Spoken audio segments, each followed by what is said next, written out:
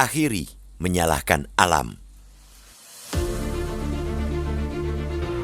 Banjir lagi-lagi merendam Jakarta dan daerah penyangganya, Bekasi dan Tangerang.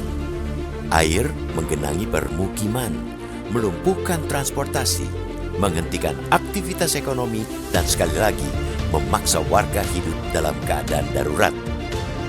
Namun, lagi-lagi narasi yang berkembang adalah banjir terjadi akibat curah hujan tinggi dan kiriman air dari hulu.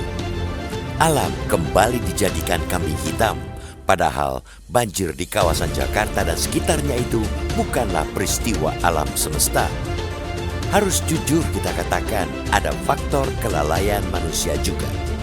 Betapa tidak, Jakarta dan Indonesia berada di daerah tropis yang dikaruniai dua musim saja, yakni musim kemarau dan musim hujan, sehingga nyatalah kalau air pasti bakal menjadi persoalan utama.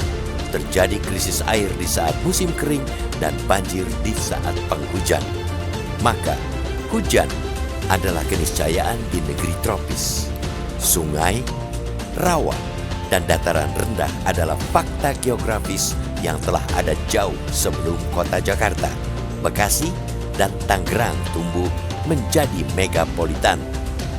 Namun, banjir yang terus berulang bukanlah semata akibat alam, melainkan cermin dari kegagalan tata kelola ruang, lemahnya koordinasi antar daerah, serta setengah hati dalam mengeksekusi kebijakan pengendalian banjir. Jakarta dan kawasan penyangganya merupakan satu kesatuan hidrologis dan ekologis. Air tidak mengenal batas administrasi. Karena itu, penanganan banjir yang terfragmentasi, yakni Jakarta berjalan sendiri, Bekasi dan Tangerang dengan agenda masing-masing, hanya akan melanggengkan masalah. Normalisasi sungai di satu wilayah akan sia-sia jika daerah hulu dibiarkan rusak. Pembangunan drainase kota tak akan cukup bila daerah resapan terus menyusut oleh alih fungsi lahan yang tak terkendali.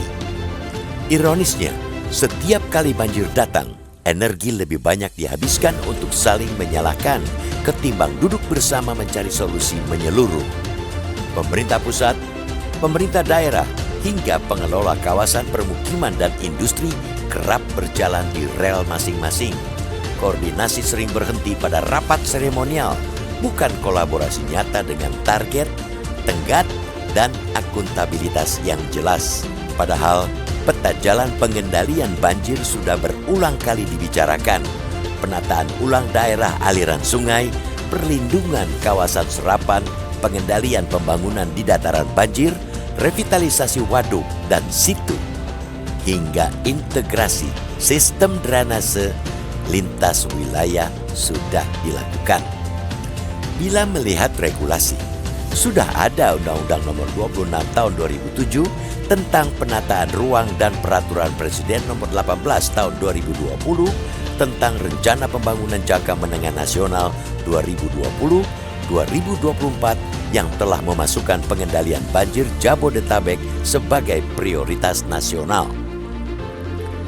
Meskipun pengendalian banjir Jakarta sempat tidak masuk dalam daftar indikasi proyek strategis nasional PSN 2025-2029, nyatanya Presiden Prabowo Subianto sudah menginstruksikan pembentukan tim kajian lintas kementerian untuk menyusun desain besar penyelesaian persoalan banjir di Pulau Jawa, termasuk Jakarta dan Jabodetabek.